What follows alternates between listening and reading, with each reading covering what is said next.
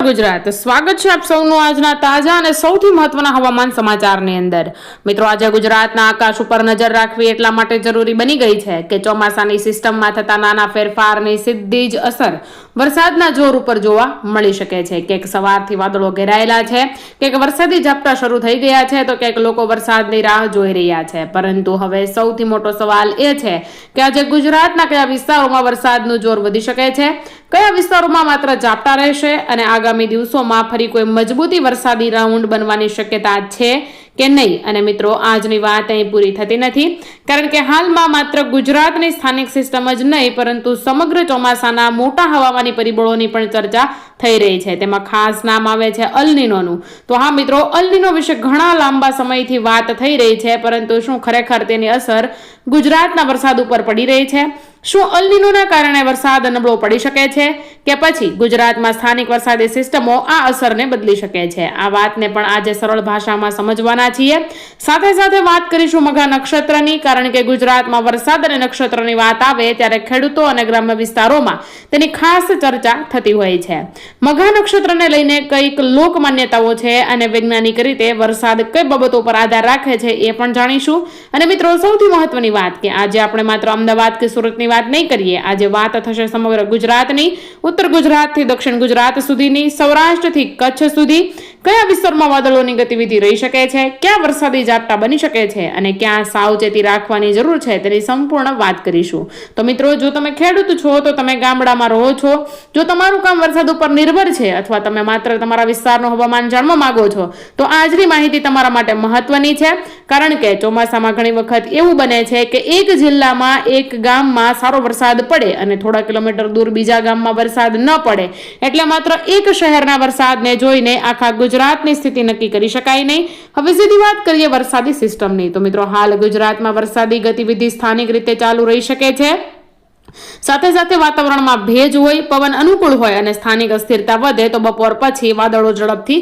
વિકસતા હોય છે। આવી સ્થિતિમાં સવારના સમયે આકાશ થોડું ખુલ્લું હોવા છતાં બપોર બાદ વરસાદી ઝાપટા શરૂ થઈ શકે છે। એટલે આજે પણ માત્ર સવારની સ્થિતિ જોઈને એવું માનવું નહીં કે આખો દિવસ વરસાદ નહીં પડે।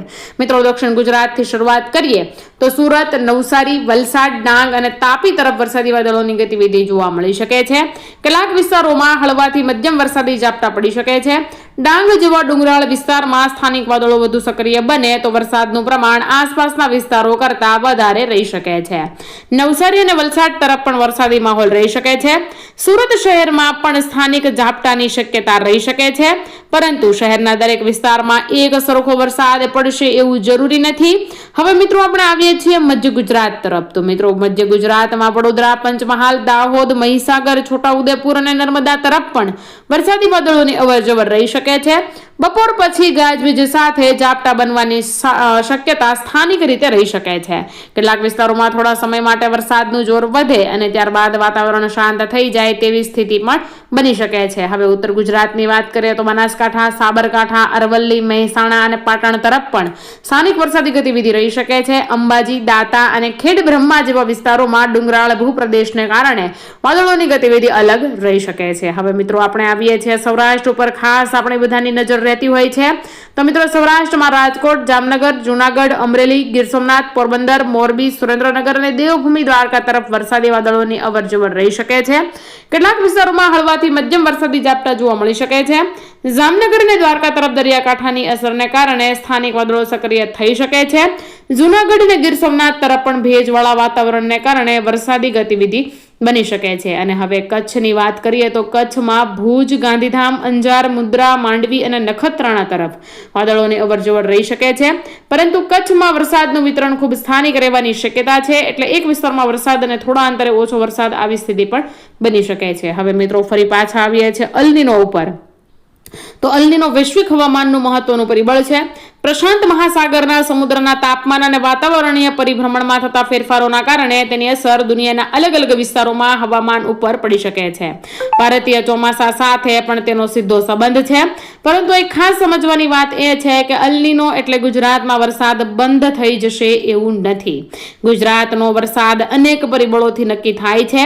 બંગાળની ખાડીમાંથી આવતી સિસ્ટમ, અરબી સમુદ્રની સ્થિતિ, ચોમાસાની ટ્રફ, પવન, ભેજ અને સ્થાનિક વાતાવરણ આ બધું એક સાથે મળીને ગુજરાતનું વરસાદી ચિત્ર બનાવે છે. એટલે જો કોઈ કહે કે અલ્નીનો આવી ગયું એટલે હવે ગુજરાતમાં વરસાદ નહીં પડે, તો આવી વાતને સીધી ન માની લેવી. કેમ કે હવે તમને જણાવી દીધું કે વરસાદ જે છે એ કઈ રીતે કયા પરિબળોથી આવતા હોય છે. તો કે બંગાળની ખાડીમાં જે સિસ્ટમ આવે છે, સિસ્ટમ, અરબી સમુદ્રની સ્થિતિ, ચોમાસાની ટ્રફ, પવન અને ભેજ અને સાથે સાથે સ્થાનિક વાતાવરણ કેવું છે, આ બધું મળીને ગુજરાતનો વરસાદ જે છે એ આવતો હોય છે. તો હવે મિત્રો વાત કરી લઈએ મઘા નક્ષત્રની. તો ગુજરાતમાં નક્ષત્ર પ્રમાણે વરસાદને જોવાની પરંપરા જૂની છે. ખેડૂતો અને વડીલો પોતાના અનુભવ પરથી નક્ષત્રના વરસાદ અંગે ઘણી વાતો કરતા આવ્યા છે. મઘા નક્ષત્રને લઈને પણ અલગ અલગ લોક માન્યતાઓ જોવા મળે છે, પરંતુ વૈજ્ઞાનિક રીતે વરસાદની આગાહી નક્ષત્રના આધારે કરવામાં આવતી નથી. વરસાદી સિસ્ટમ, હવાના ભેજ, દબાણ, પવન અને ચોમાસાની સ્થિતિ વધારે મહત્વની છે. એટલે મઘા નક્ષત્રની વાત પરંપરાગત માન્યતા તરીકે સમજવી અને ચોક્કસ આગાહી માટે સત્તાવાર હવામાન વિભાગની માહિતીને જોતા રહેવું. હવે મિત્રો આંબાલાલ પટેલ અને પરેશભાઈના અનુમાનની વાત કરીએ તો ગુજરાતમાં આંબાલાલ પટેલના વરસાદ અંગેના અનુમાનને લોકો ખૂબ રસથી સાંભળે છે. પરેશભાઈના હવામાન સંબંધિત અનુમાનની પણ સોશિયલ મીડિયામાં ચર્ચા થતી હોય છે, પરંતુ કોઈ પણ વ્યક્તિનું અનુમાન સત્તાવાર હવામાન વિભાગની આગાહીથી અલગ છે. એટલે ચોક્કસ તારીખ, ચોક્કસ ગામ કે ભારે વરસાદની આગાહી જોવા મળે ત્યારે મૂળ સ્ત્રોત તપાસવો ખૂબ જરૂરી છે. ખાસ કરીને ખેડૂતોને વિનંતી છે કે માત્ર સોશિયલ મીડિયાની પોસ્ટ જોઈને ખેતી સંબંધિત મોટો નિર્ણય ન લઈ લેતા. તો મિત્રો હવે વાત કરીએ છીએ આગામી દિવસોની. તો મિત્રો આગામી દિવસોમાં નવી સિસ્ટમ બને છે કે નહીં, અને બને તો તેની દિશા ગુજરાત તરફ રહે છે કે નહીં, અને ભેજનું પ્રમાણ કેટલું રહે છે, આ ત્રણ બાબતો ખૂબ મહત્વની રહેશે. સિસ્ટમ ગુજરાતની નજીક આવે તો વરસાદી ગતિવિધિ ફરી મજબૂત બની શકે છે. જો સિસ્ટમ દૂર રહે અથવા નબળી પડે તો કેટલાક વિસ્તારોમાં વરાપનો સમય પણ નીકળી શકે છે. એટલે આજના વરસાદને જોઈને આગાહી આખા અઠવાડિયાની સ્થિતિ નક્કી કરી દેતી યોગ્ય નથી. હવે મિત્રો ખેડૂતો માટે ખાસ સાવચેતીની વાત કરી લઈએ તો ગાજવીજ દરમિયાન ખુલ્લા ખેતરમાં ઊભા ન રહેવું, મોટા વૃક્ષ નીચે ઊભા ન રહેવું અને વીજળીના થાંભલા અને ખુલ્લા તારથી દૂર રહેવું. પાણી ભરાયેલા રસ્તા, નાળા કે કોઝવે ઉપર જોખમ લઈને પસાર ન થવું. જ્યાં ખેતરમાં પહેલેથી પાણી ભરાયેલું હોય ત્યાં મિત્રો પાણીના નિકાલ ઉપર ખાસ ધ્યાન આપવું. અને હવે આપણે છેલ્લે વાત કરીએ છીએ અમદાવાદની. અમદાવાદમાં વાદળછાયા વાતાવરણની સાથે સ્થાનિક વરસાદી ઝાપટા આવી શકે છે. ગાંધીનગર અને આસપાસના વિસ્તારોમાં પણ સ્થાનિક વાદળોની ગતિવિધિ રહી શકે છે, પરંતુ અમદાવાદના દરેક વિસ્તારમાં એકસરખો વરસાદ પડે એવું નથી.